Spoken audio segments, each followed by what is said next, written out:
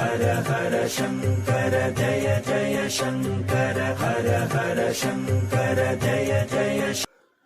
அனைவரும் கோவிலுக்கு சென்று இறைவனை மனதார பக்தியுடன் வழிபட்டாலும் அனைவருக்கும் ஒரே மாதிரியான பலன்கள் கிடைப்பது கிடையாது. குறிப்பாக அனைவருக்கும் இறைவனிடம் தாங்கள் முன் வைக்கும் கோரிக்கைகள் அனைத்தும் நிறைவேறி விடுவது கிடையாது. இதற்கு தெய்வத்தை குறை சொல்பவர்கள்தான் அதிகம்.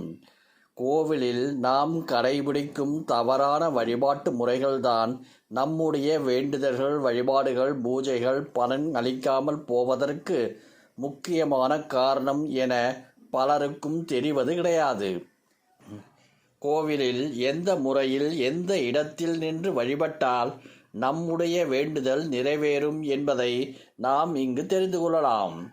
நம்முடைய வேண்டுதல் நிறைவேற வேண்டும், நாம் வேண்டியது நடைபெற வேண்டும், நம்முடைய குறைகள் கஷ்டங்கள் தீர வேண்டும் என கடவுளிடம் வேண்டிக் கொள்வதாக அனைவரும் கோவிலுக்கு செல்வதுண்டு.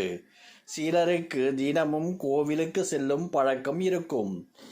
இன்னும் சிலர் காலை மாலை இருவேளையும் கோவிலுக்கு செல்ல தவறமாட்டார்கள். கோவிலுக்கு செல்லும் அனைவரும் சரியான முறையில்தான் வழிபடுகின்றோமா என்றால் கண்டிப்பாக கிடையாது. பெரும்பாலவர்களுக்கு கோவில் சென்று வழிபடும் முறையே தெரியாமல் தான் கோவிலுக்கு சென்று வழிபட்டு கொண்டிருக்கின்றார்கள். கோவில் வாசல் துவங்கி மீண்டும் வெளியே வரும் வரை கோவிலில் வழிபடுவதற்கு என்று சில முறைகள் உள்ளது. அதாவது கோவிலுக்குள் செல்வதற்கு முன் வெளியில் நின்று முதலில் கோபுரத்தை தரிசித்து வணங்கி அதற்கு பிறகுதான் உள்ளே செல்ல வேண்டும். கோவிலுக்குள் நுழைந்ததும் முதலில் பலிபீடத்திற்கு பின் நின்று அதை தொடாமல் வணங்கிவிட்டு கொடிமரத்தை பார்த்து வணங்கிவிட்டு செல்ல வேண்டும். சிவன் கோவிலாக இருந்தால் உள்ளே சென்றதும் முதலில் விநாயகரையும் நந்தியையும் வணங்கிவிட்டு சிவன் சன்னதிக்கு சென்று வணங்க வேண்டும். பெருமாள் கோவிலாக இருந்தால் முதலில் கருடாழ்வாரை வணங்கிய பிறகு தாயாரை தரிசித்துவிட்டு பெருமாளை தரிசிக்க வேண்டும். மூலவரிடம் சென்று நம்முடைய குறைகள், கவலைகள், வேண்டுதல்கள் என வரிசையாக சொல்லி புலம்பி பட்டியல் வாசிக்காமல் கண்களை திறந்து அவருக்கு செய்யப்பட்டிருக்கும் அலங்காரத்தையும் அவரது ரூபத்தையும் கண்ணார கண்டு தரிசித்து மனதில் நிறுத்தி கொள்ள வேண்டும். இறைவனின் ஆற்றலை உணர முயற்சித்து மன அமைதியை பெற வேண்டும். பிறகு கோவிலை வலம் வந்து கொடிமரத்தின் முன்பு வீழ்ந்து வணங்க வேண்டும். அதற்கு பிறகு அதன் பக்கவாட்டு பகுதி அல்லது அருகில் குறைந்தபட்சம் அரை மணி நேரமாவது அமர்ந்து உள்ளே தரிசித்த இறைவனின் உருவத்தை மனதில் மீண்டும் கொண்டு வந்து அவரிடம் மனம் விட்டு பேச வேண்டும்.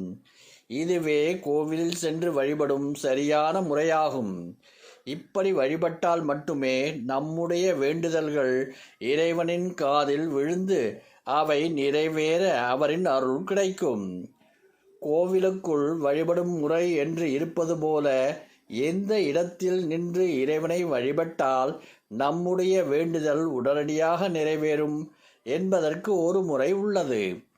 பலரும் கோவிலுக்கு சென்று செய்யும் மிகப்பெரிய தவறு நேராக மூலவருக்கு எதிராக நின்று அவரை வழிபடுவது. நேருக்கு நேர் நின்று தரிசித்தால்தான் அவரது பார்வை நம்மீது விழும் என்று பலருக்கும் நினைப்பிருக்கின்றது. ஆனால் இறைவனிடம் நாம் முன்வைத்த கோரிக்கை நடக்காமல் போவதற்கு, இறைவனின் அருள் கிடைக்காமல் போவதற்கும் இதுதான் முக்கியமான காரணம் என பலருக்கும் தெரியாது. நேருக்கு நேராக நிற்பவனுக்கு எதிரி என்று பெயர். எதிரிதான் தன்னுடைய எதிர்ப்பை தெரிவிக்க எதிராக நிற்பான். பிரியத்தை காட்டுபவர்கள் அருகில் தான் இருக்க வேண்டும் என நினைப்பார்கள். இறைவனுக்கு நேராக நின்று வணங்கும் போது அவரது கோபமான பார்வைதான் நம் மீது படும். ஆனால் வலதுபுறமோ அல்லது இடதுபுறமோ பக்கவாட்டில் நின்று வணங்கினால் அவரது கடைக்கண் பார்வை நம் மீது படும். கடைக்கண் பார்வையில்தான் அன்பும் கருணையும் நிறைந்திருக்கும். அதனால் ஆன்மீக சான்றோர்கள் அனைவரும் இறைவனிடம் கடைக்கண் பார்வை தந்தருள வேண்டும் என வேண்டி பாடல்கள் இயற்றினார்கள்.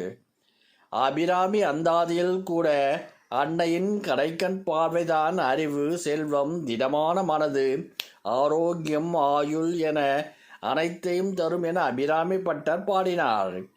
கவிஞர்கள், புலவர்கள், ஆன்மீகவாதிகள், சான்றோர்கள் என அனைவரும் கடைக்கண் பார்வை வேண்டும் என்றுதான் கேட்பார்கள். உன்னுடைய நேரான பார்வையை என் மீது செலுத்து என யாரும் கேட்க மாட்டார்கள். அதனால் கோவிலுக்கு செல்லும்போது இறைவனுக்கு பக்கவாட்டில் நின்று மனதில் அன்பும் பக்தியும் நிறைய அவரது தரிசனத்தை பெற்றாலே போதும். அவரது கடைக்கண் பார்வை நம் மீது படும்போது நாம் எதையும் வேண்டாமலேயே நம்முடைய குறைகள், துன்பங்கள் அனைத்தையும் போக்கி வேண்டியதை மட்டுமன்றி நமக்கு தேவையான அனைத்தையும் இறைவன் அருள்வார். ஹர ஹர சங்கர ஜய ஜய சங்கர ஹர ஹர சங்கர ஜய ஜய